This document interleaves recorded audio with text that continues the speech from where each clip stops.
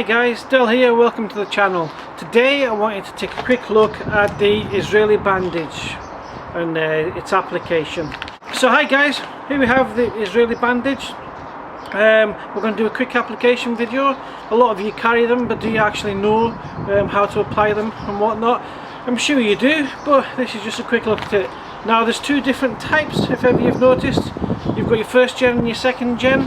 The difference being is a pressure bar. One will have a pressure bar on it and the other one won't. It's for an application against the wound to help put pressure on the wound. Now the simplest way to tell is take a look at the packet when you buy it. It'll have a diagram on the back. One will show you a pressure bar with the diagram and one will show you without. Now it'll also tell you if it's got a bar applicator on it too, but with them being vacuum and compressed you won't always be able to read it. So we'll take a quick look at the one with the bar applicator.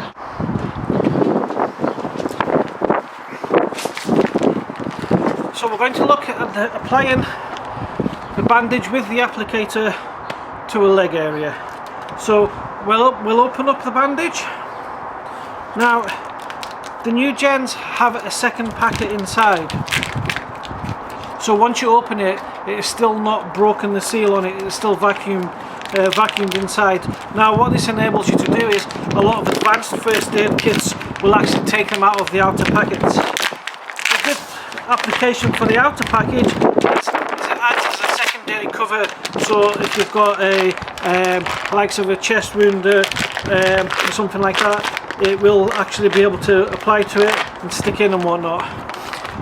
And it's waterproof on the outside, so you can apply that over the top of a dressing to waterproof it, or you can apply it over a sucking wound, which is pretty good. So don't just throw that away when you open it. It does have a secondary use if you want to use the secondary use, but however the dressing itself, so a lot of advanced first aid kits, they'll actually put this inside, stripped down with the outer cover on. Saves space, saves time, and then you're only opening one more. Just have a red tab on it to where to open, so we'll get that opened. Nice and simple. Once we're open,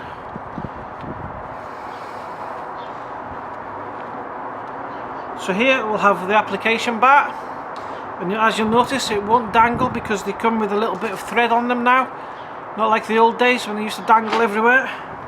So what we're looking at doing is we're looking at placing it over the wound, place it directly over the wound. Now we're going to come over, we're going to come around, we're going to use the pressure bar. We put the bandage through the pressure bar and then we apply the pressure bar back over the wound. Because what we're going to do is we're going to be applying pressure to that wound, okay? And then we'll keep taking it around. Taking it around. As you see, there's lots of different stages of the thread through it. It does stop it from folding and going in the dirt. And when we come to the end, we have a securing clip. And we attach simply the securing clip to the bandage.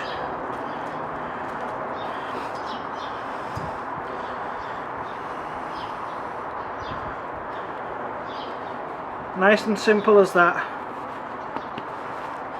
So it's an easy application process unless you have applied the Israeli bandage, hemorrhage bandage.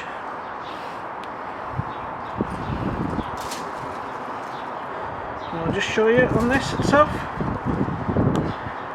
It does have teeth, so it locks in securely onto the bandage.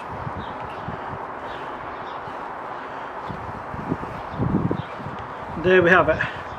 Simple application of the Israeli bandage. Thanks for watching everyone. Stay safe out there, keep practicing your preps. It's always essential to practice your first aid preps amongst all your other preps. Stay safe out there. Prepper Del out.